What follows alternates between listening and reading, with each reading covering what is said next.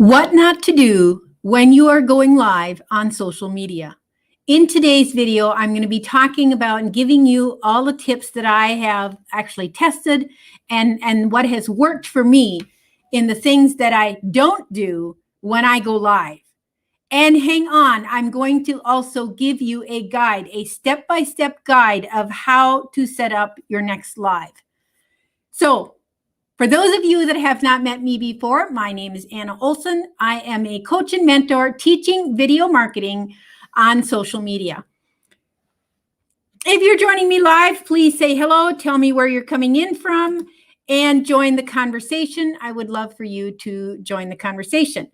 If you are watching the replay, just let me know what was valuable to you, and I will maybe have a conversation with you at that point.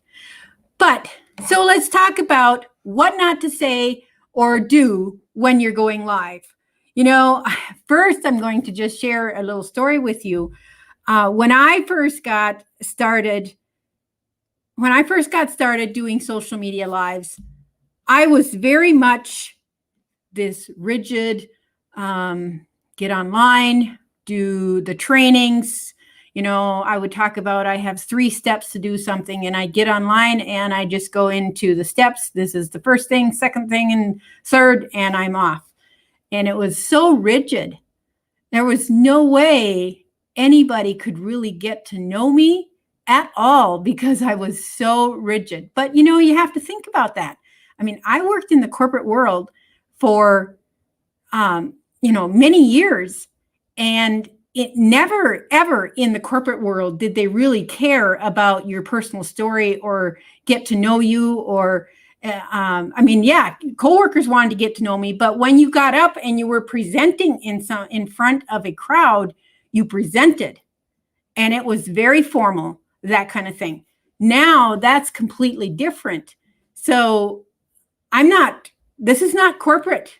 This is me and you talking, or me talking to you. And hopefully, if you have a question or if you have a comment, I mean, if you can relate at all, if you've been in the corporate world and you can relate, drop me a number 1 in the comments. It is very different. It is very different. I go live so people can get to know me, get to know who I am, what I stand for. I mean, if you're following anything that I'm doing,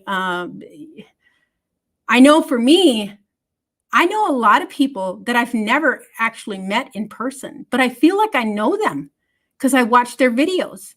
I watch their lives. I watch their trainings, whatever it is. So it certainly is possible to get to know someone, but you have to be able to share that.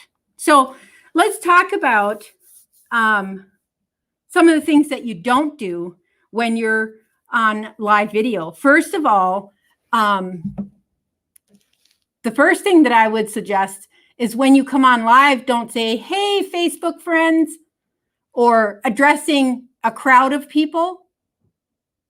I'm here speaking to you. I'm not here speaking to everyone because my market is not everyone. If you're marketing to everyone, you're marketing to no one. So my hope is that I'm just directly speaking to you. Okay. So addressing that accordingly is a good thing. Let's see, what else? I'm looking at my notes. I want to make sure that I have good, that I get all the information to you that I wanted to. And the other thing is, look at the camera. Look at the camera. I mean, sometimes if I'm looking at myself on the screen, I'm looking down here.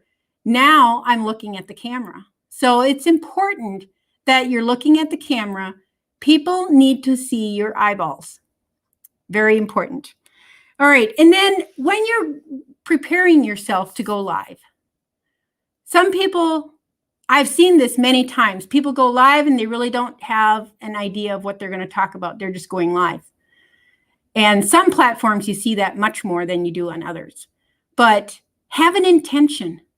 What is the intention of your training? What is the intention of your live? What do you want people to do when they've watched your live? Have an intention, okay? And plan it out. A lot of people don't plan it out. I usually plan it out. I go, and I'll give you my steps of how I plan it out at the end here. But planning it out is important. Having a headline. Make sure that you have a good headline. Grab that person's attention so that you can draw them in to watch the video, okay, or watch the live. You've got to have an attention grabber. And let's see. And then the other thing is you don't want to get online and do a lot of sales talk. This is not what social, we are asked, okay, social media is a way to be social. It is not to sell or to be salesy. So think about it. If you met somebody at a picnic, at a summer picnic, I'm just going to choose that as a way of showing or bringing out my point, I guess. If you're at a picnic and you're introduced to a new person, you don't hop in and start talking about sales right away. You usually have a conversation and you may want to get to know the person a little bit better. That's the same thing here. You cannot go on live and do a lot of sales talk because people aren't going to want to listen. Nobody wants to be sold to. Everybody wants to buy, but nobody wants to be sold to. Okay. And then, doing a live that is not on your brand. You know, the whole idea of social marketing is to build a brand and then marketing on that brand. And if you go live, I mean, if I go live here and I start talking about shoe sales or shoe repair or whatever, you're like, what the heck? Where is this coming from? That is not her brand. So staying on brand is very important. Staying on brand. And then make sure you have a description for your video. There needs to be a description. Even though social media is not searchable, like as searchable as Google or YouTube or the search engines, but they do use those. I mean, many times I'll search for something on Google and I'll get Facebook Lives or Instagram Lives to come up. So if you put in a description, that will help that. And then always make sure that you introduce yourself. You never want to assume that the person that is watching your video knows who you are. So you always want to make sure you introduce yourself. So those are my tips for things to not do or say when you're on social media or when you're doing a live. So let's see now. Okay, so let me give you very quickly my steps for doing a live. First of all, figure out your topic and figure out the headline. And quite frankly, I go to Google or I go to YouTube and I look for headlines of what I think it should be. And then I look for the ones that have tons of views, like YouTube videos that have a lot of views. And then I just make it a different than what they have, but similar. Different, don't copy, model it. So I'm asking you to model it, not copy it. So you're going to do a headline, you're going to do an introduction, you're going to share your experience. So when I came on here, if you go back and you watch this, I mean, I introduced myself and then I gave you a story of my experience with this. Okay. So there's always have how you experienced it or somebody you know. Maybe you could utilize somebody else's story if you don't have a lot of experience in your niche yet, that kind of thing. And then fourth thing is to teach and then have a call to action. So my call to action today is if this was valuable to you, then make sure that you like this video and you go and you subscribe to my Facebook page.